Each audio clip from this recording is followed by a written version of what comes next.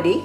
Warm welcome to Amazing You podcast and YouTube channels. And I want to say a big thank you to the audience for watching, sharing, and subscribing, and for being so faithful for all these years that the podcast and YouTube channels have been running. So this is the channels where stories of resilience, triumph, and unwavering hope come to life. And in each episode, we dive into the inspiring journey of individuals who have faced the toughest challenges heads on and emerge victorious. Our aim is to be a beacon of inspiration, offering a guiding light to those navigating through difficult times. And whether you are listening or watching, whether you are dealing with health challenges, professional setbacks, or personal struggles, this channel is dedicated to uplifting your spirit and showing you that even in the darkest moments, there is a path to hope and triumph. So join us as we share powerful stories that transcend adversity, reminding you that resilience is a force within us all. So get prepared, everybody, to be inspired and find the strength to navigate life challenges. I am your host. My name is Dr. Rani Thanacoody. I am a clinical hypnotherapist using rapid transformational therapy method. I am a Mars Venus life and relationship coach, astrologer, tarot reader, compassion practitioner, and past life regression practitioner. And today, I am very excited, all of you, to introduce you to a very special lady that I've been talking for the past few months. Even before summer, we started our conversation. And today she's here with us. Her name is Julie Dunn. She is a life transformation dream builder coach, author, inspirational TEDx speaker, and Illumination guide. As a transformational life dream builder coach and inspirational TEDx speaker and bestselling author, her mission is to share brave thinking principles for both children and adults so that they can live better lives and thrive. And a key component of her mission is getting meditation taught in schools. So very warm welcome, Julie Dunn, to Amazing You. Thank you so much, Rani. It's a pleasure to be here, and thank you, audience. I'm looking forward to connecting. Thank you so much, Julie Dunn, for taking your precious time to be with us. And can you please tell us about your journey and what inspired you to become a transformational life dream builder, coach, and TEDx speaker? Oh, thank you. This is a lifelong journey, right? We're all on this path. And it's not something that you typically as a kid grow up and say, oh, I'm going to be a life coach one day. In fact, I can recall not 10 years ago hearing for the first time on a television show that my daughter was watching this kid saying that she was a life coach. And of course, they were kind of poking fun at it, but I was laughing too. I thought, what in the world is this? And here we are. My story starts during COVID when the world shut down and everybody was sent home. And I was able to actually go home and spend time with my daughter. And I had kind of dabbled with meditation, but I always like to compare it to brushing your teeth, right? If you only do it once a week, it really doesn't do you a lot of good, right? That's true. But if you do it every day, and better yet, twice a day, whew, and that's exactly what I experienced. I started experimenting with different types of meditation, and within less than 2 weeks, I was feeling this level of deep inner connection in my heart center, in my core, like I had never felt in my life. I had never experienced before. And one day it just struck me. I was like, where has this been all my life? How come no one ever taught me this as a kid? I mean, growing up, if I had been taught how to meditate and just some basic tools and skills that everybody's born with, what a difference it would have made in my life. I would have felt so much more confident and connected and aligned, I would have made better decisions and different choices with my life. It would have really made a big difference. And I thought, why don't they teach this in schools? I mean, if you could imagine every child every day doing even just 5 minutes of meditation, we would change the entire world. Even the Dalai Lama says if every child were to be taught meditation, we would eliminate violence in the world within one generation. And I wholeheartedly believe that. And this has become my mission now, is to get meditation taught in schools. And so when I got that idea, in short order, as I was meditating, I got inspired to write this children's book. Now, this is funny because as a kid growing up, I used to write poetry, okay? And this is my book, Which Would You Choose? But I kind of gave up on that, dabbled with writing. I always enjoyed writing, but I didn't really think I was cut out to be an author, right?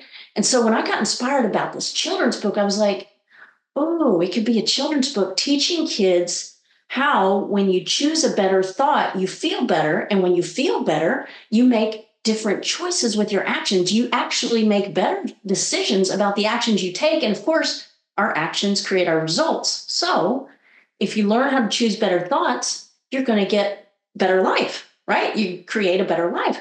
This is the results formula. This is the mind-body feedback loop. And so I designed this book because I'd never seen anything out there to be scenario-based. And you have a positive side, a negative side, but in the end, the sloth is actually based on my daughter's huge stuffed animal sloth. We call him Biggie. Oh, I should have had him handy, but if you could stand him up, he stands about 3 feet tall. Or she. So Biggie is the picture that I sent the illustrator. She came up with this little sloth, and all the kids love it. And we picked names. My daughter helped me pick names that are androgynous, so that would appeal to the most, kids around the world, regardless of their gender or their race or religion, all that stuff, right? And these are just basic scenarios that almost anyone either has experienced or can at least relate. They have a similar experience. And so the brave thinking principles are infused in there. It was a lot of fun writing it.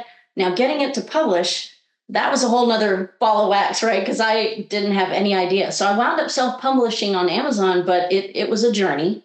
And I had to overcome a lot of self-limiting beliefs about that too. And I had to take risks. I had to reach out and hire a coach who would at least point me in the right direction and pay, there were all kinds of things that I learned in that process. And it's fantastic.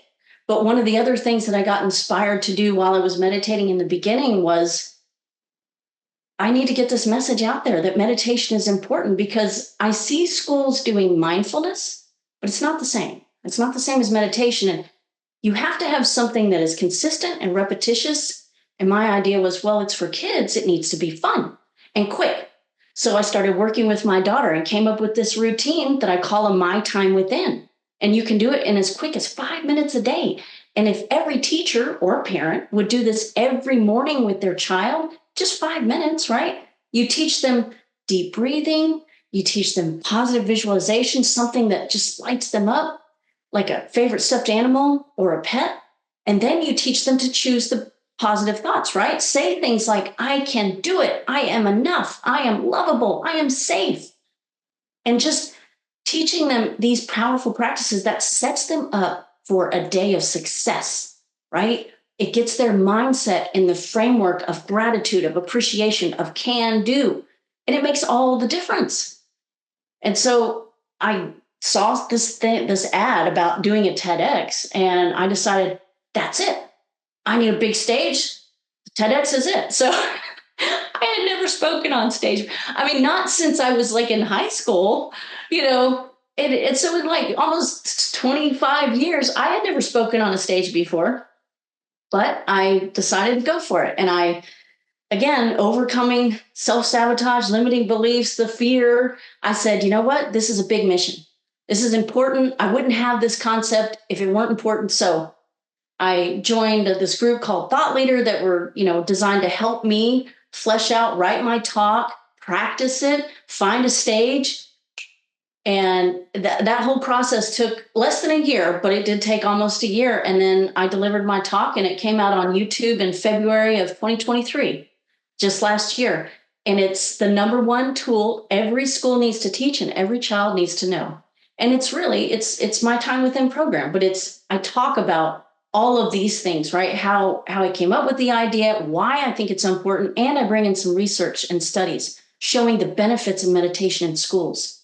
Things like, suspensions in one school in I think it was San Francisco, where it was one of the more difficult challenged neighborhoods. Suspensions dropped 70% after they implemented meditation during quiet times, and I think after, suspension times as well. Like instead of kids just going there and having to be quiet, and I don't know what they did, but they would actually start teaching them these different techniques, having them do meditation, and then test scores started going up, all the grades, and attendance increased. It was, studies like there are countless studies like this now. You can research them, but I love it. I love it. I love it. Thank you so much, Jillian. You've said some really powerful things here, about the power of meditation and teaching children meditation and affirmation at a very young age. And, what do you... I remember myself when I was little, I started meditating quite young. And but I wasn't doing it consistently. But the time that I started doing it consistently, I noticed huge differences in my grades. I got the highest grade that I ever got when I started meditating regularly. I can tell you. That's so cool. Yes, it is powerful what meditation can do. It gives us greater focus, more clarity, expand our capacity to memorize stuff. It's really a very powerful technique that we don't need much. Like you said, like you did with your daughter, it doesn't require a lot, but it just require us to find a bit of time. And you said that in schools, they should implement that. I think definitely that would help to reduce so much of the anxiety, the low confidence that I see in students at university, and not only at university, but across all kind of institutions, in school, primary, secondary, that would help those kids so much to become more confident people, because that would help them to build greater relationships. Yeah. And my gosh, yes. Yeah, and there is a school in, I have met these children, they are in Pakistan, and they showed me a video of them doing meditation every morning. It's a school, it's a private school, so not many students can access. So a few chosen students from the community have been chosen so that they are given that opportunity to attend that special school to develop their talents. And this is how they start their school day. Meditation, a bit of yoga, and then they will start. And these kids are super creative, I tell you. Yeah. So that is something that should be done everywhere around the world. Yes. That's the thing, right? If they use that template and then they just implement it in every classroom, and that's the thing, we need it in the public schools. Yes, ideally, we want the parents teaching this at home, but we all know parents are busy, and just like my parents, no one ever taught them. And unless you're someone who, as you grew up and you started doing it yourself, or maybe like you, right, you started as a child doing this, so maybe that's something that's just part of your daily routine, and you teach your kids, and that's great. But the majority of people in the world don't. And so by getting it into schools, that's how we start systemic change, because it becomes a daily practice. They're doing it as a group. You've got the teacher, guiding them through it. And, you touched on something there, helping kids calm down in school, and even students, test anxiety. I have an example of some high school age kids that I had testing my program last summer. Okay. And the reports back were that they loved the deep breathing because they would do it at night. It would help them fall asleep. I used to do that with my daughter as well. But also before taking tests, they would feel anxious. So they would just pause. They would, as I say, go within. They would focus on their breath. They would take these deep, slow breaths. It would calm them down. And then they were able to perform better on their tests. And it was just so powerful. And that's like, it's the number one way to instantly calm the body. Deep, slow breathing where you exhale longer than you inhale. That's the key. You have to extend the exhalation longer than inhalation. Why? Because that is the body's way of sending a powerful signal to the mind that you're safe, right? If you think about it, whenever you've had a long, stressful day, what do? Fall down on the chair or the couch or the floor, and you just have this huge exhale, right? And it's so relaxing. It's intuitively, we know this. It's just, we weren't consciously made aware. We weren't actually taught as kids, right?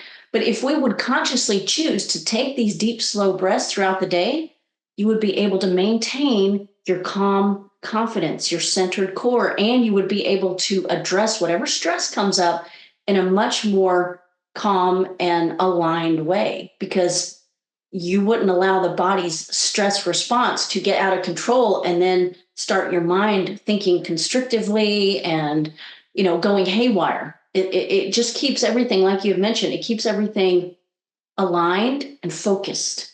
And that's very important. Yes, thank you so much, Jillian. That is so powerful, so true, so accurate indeed. And what changes have you observed in children, parents, or educators who have regularly used the time within practice? It's most people, they report that, yes, they feel calmer. They feel an overall rise in their level of background happiness, background calmness, and joy, and greater clarity. That's another big thing, so and I think that goes back to the focus. If your body isn't causing you to go haywire, right? And you're able to slow down the body and then just focus on your thoughts and actually decide, okay, is that thought serving me? If it's not, let me replace it with something better. It makes a huge difference. Kids, also sleeping better. People tend to sleep better. I had one lady tell me she was doing this practice at night, the my time within, and her dog would come in and it would put her dog to sleep. But within just a couple of weeks of doing it every night, she stopped needing sleeping pills, and she also stopped getting headaches, which she used to get regularly. And I thought, wow, that is super powerful. So, and it's, my time within, but really any meditation, if you just commit to doing it. I mean, Dr. Joe Dispenza says, even just 5 minutes a day is enough to create lasting change. So just committing to that, even if the simplest thing you can do is just commit to taking a couple minutes by yourself to focus on that deep, slow breathing. Bring your awareness into your heart, into your body, and just focus on that deep, slow breathing. Just do that a couple times, morning and night. That you'll start to notice a difference. And then from there, you can start exploring. There's tons of free stuff on YouTube. Yes, that's so true. What you said. And it was recently that I was watching too the movie of Dr. Joe Dispenza. I'm not sure if you've seen that. It's called The Source is Within You. Ooh, yes. Powerful. And it's a very beautiful movie where he used spiritual practices, the meditation, and he supported it by scientific studies, by scientists who came to support what he was doing, and they measured it before the meditation retreat, during the meditation, and after the meditation. What were the effects of meditation on these individuals who came? And there were huge changes that they noticed. People were healed when they were in a state of meditation for a week. So they could heal the body, because that's when they can tap into the healing, the love, and create the healing in their body. So That was super interesting to see how they back spirituality now with scientific studies to show that meditation is one It's of real. the greatest technique, and it doesn't require a lot. It's just something that we can all do and just calm our nervous system. And like you said, breathing is such an important part of our life. You know, without the breath, we are nothing. It's our life. Yes. Yeah. I love telling this riddle, but Go ahead. but you can't. Well, okay. So the riddle goes like this. What's the first thing that we come into this world with? It stays with us every day of our life, yet it never ages. And it's the last thing to go. It's the breath, right? And so it seems simple, right? We don't even have to think about it, but it is our most powerful tool. And if we actually start to learn how to consciously control our breathing, it changes everything. I mean, you can get yourself, what do people do when they're getting hyped up, right? They're going to jump off the high dive. They're getting ready to race. They start breathing really fast. Yes. Because it energizes you. Yeah. And what do you do at night when you're getting ready for bed, or when you're trying to calm down an out of control child? You say, stop, take a deep breath, and you sit down and you just kind of breathe in and out very slowly and deeply, because we know this intuitively. It's just we haven't brought it to our awareness that these things work, and they're powerful tools that we can consciously choose in the moment to create the state of being that we want. And that's what I'm pushing is we've got to start empowering ourselves and our children with understanding that we come into this world with the power of our body and our tools and our minds, but our minds don't run us. We are not our minds. We aren't our bodies. We are the consciousness around it all. And that's why I love Dr. Joe Dispenza actually using scientific studies to prove the spirituality of it all, because he's now bringing it full circle to let people understand this is how it works. And we are sovereign, or, each one of us is sovereign, right? We get to make our own choices. That's why choice and decision is so powerful. But we have to listen to our soul, and that's in our heart. Our heart is here. The center of our soul is in our heart. So we have to get out of our head sometimes. We have to check in with our intuitive side, our heart. And you do that by focusing on that deep breathing, bringing your awareness into your body. So, once we learn how it all works, life becomes magical, and things, you get those serendipities, and you start to recognize that everything is energy. We're all connected. We're all one. We all come from the same core source. And when we learn how to focus on what we want to create and not pushing against what we don't want, forget about that. I mean, be aware of it. Say, okay, I don't want that. But then focus on what you do want to create, because where your focus goes, energy flows and it grows, and you attract it back to you. And it's so powerful. I'm so thrilled that I've finally learned these things, and these people like you and all kinds of amazing people that I've been meeting are popping up everywhere. And you could just feel the energy. The world is moving faster now, right? Yes. It is so much. Yes, thank you so much, Julie Dan. Oh my God. You rounded everything and saying that it's all about energy, about how we manage our own energy, how we create that place of stillness, because everything is energy and we are all connected to each other. As we go within, we can feel the connection with each other even more deeply. That's what I've noticed. Mm-hmm. Yeah. You've said so many good things, and when I hear you talking about meditation, you want me to just now want to go and do a bit of breathing and a bit of meditation and some meditation.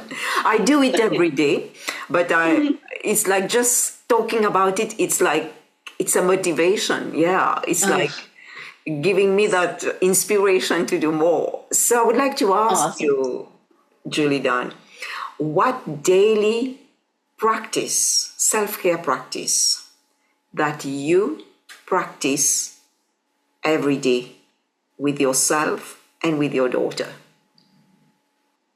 Well, every day I do meditate. I meditate in the mornings and at night.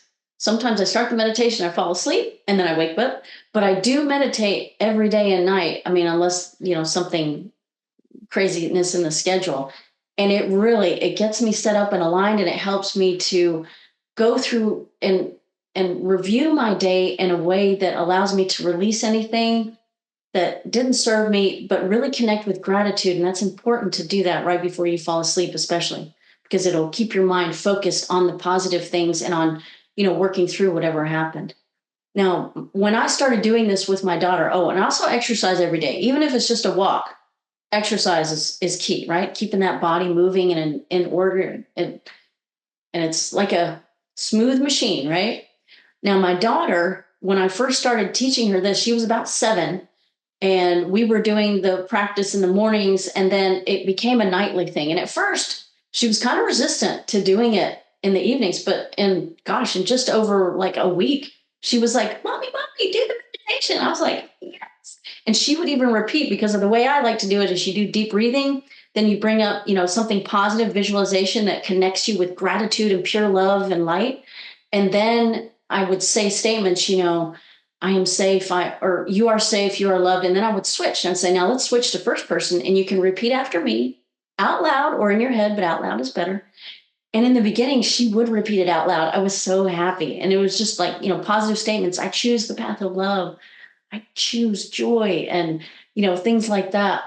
As time went on, and now she's a teenager, that kind of dropped off. She puts herself to sleep now. She doesn't need mommy to tuck her in. Okay.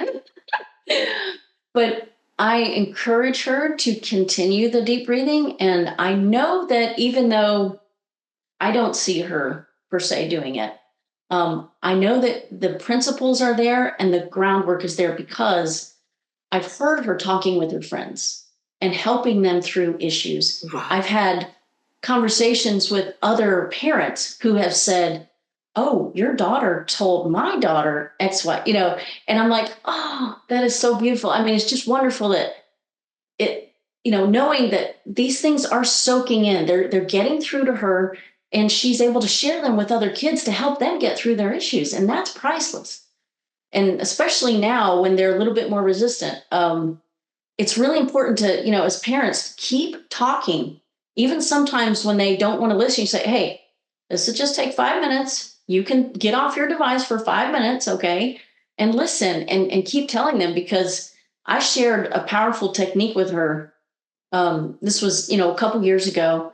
And I remember her looking at me kind of like, and she kind of shrugged and she wandered off. And I thought, well, I think it's great and I'm going to be using it, right?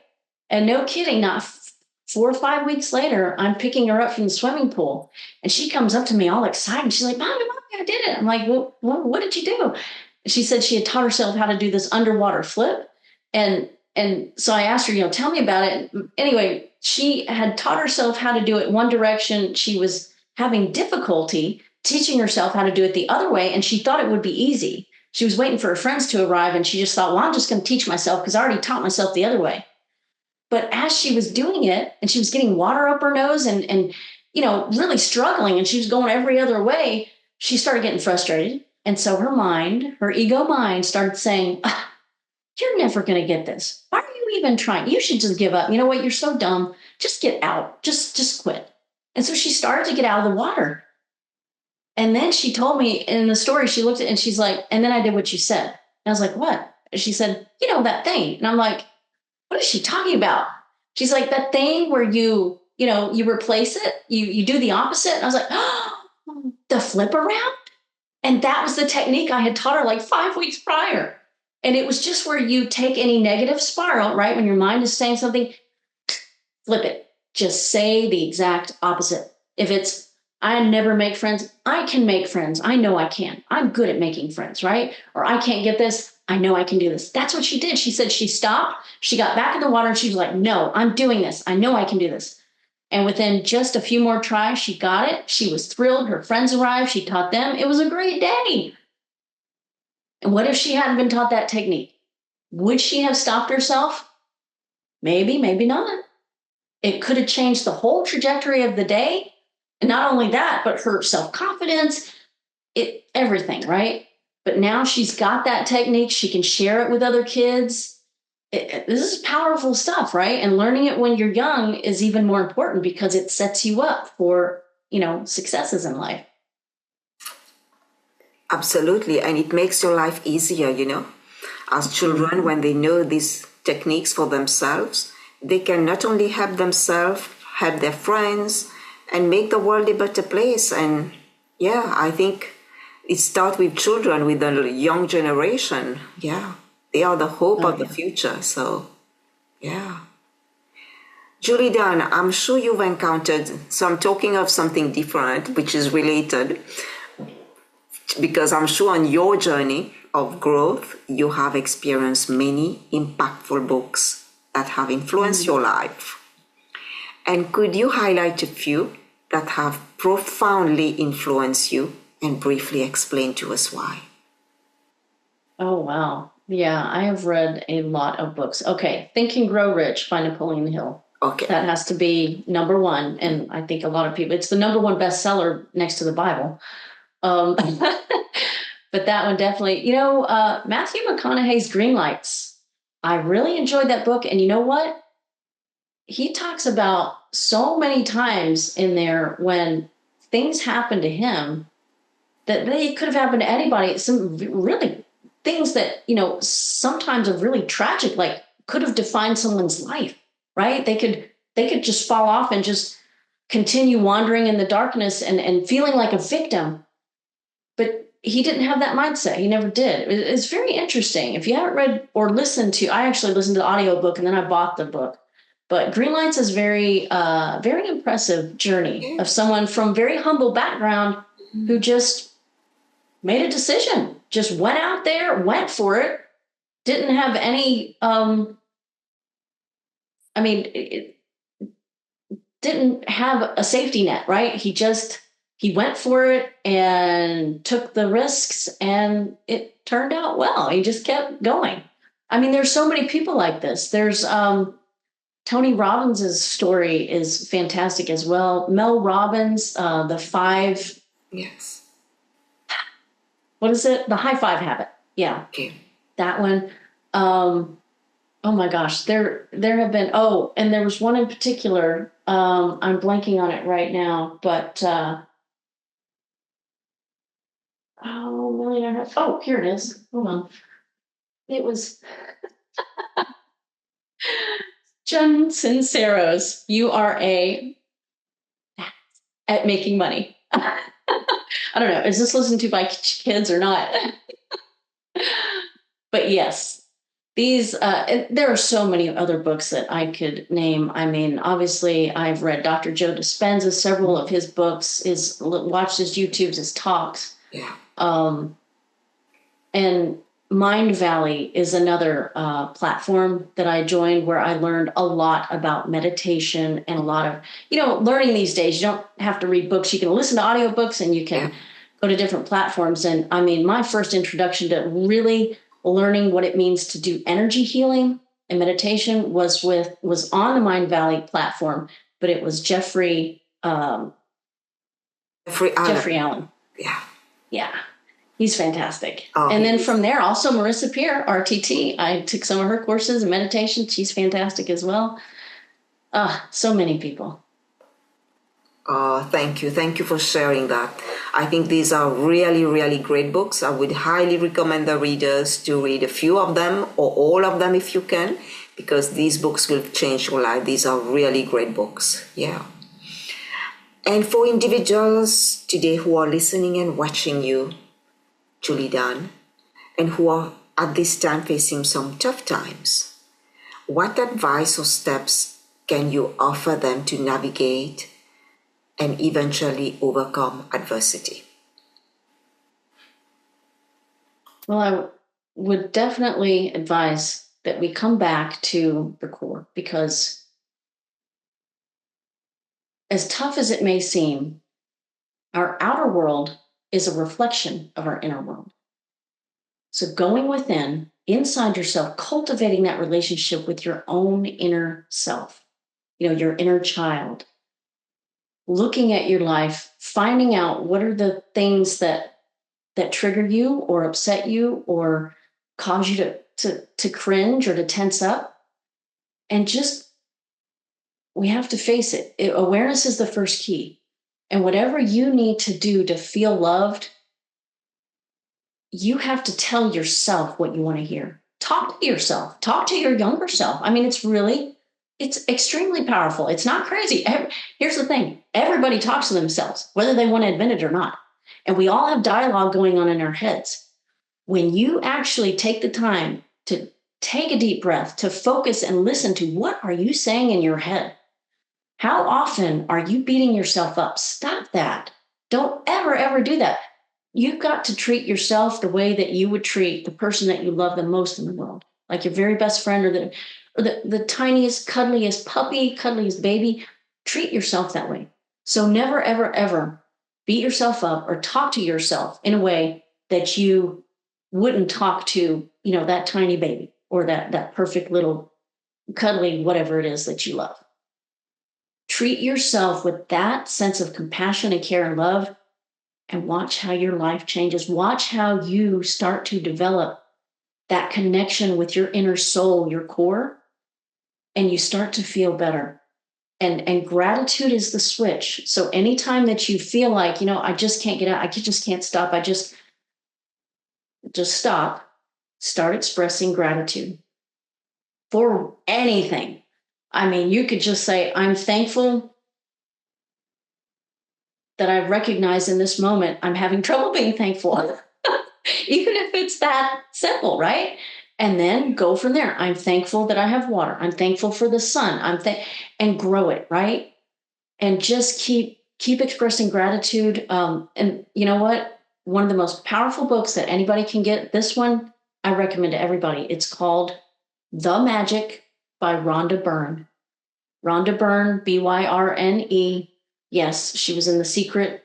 She wrote The Secret as well. But The Magic is her book about the power of gratitude. And it gives you 30 days of different gratitude practices. And I kid you not, I bought the book over a year ago, but I started doing it last September.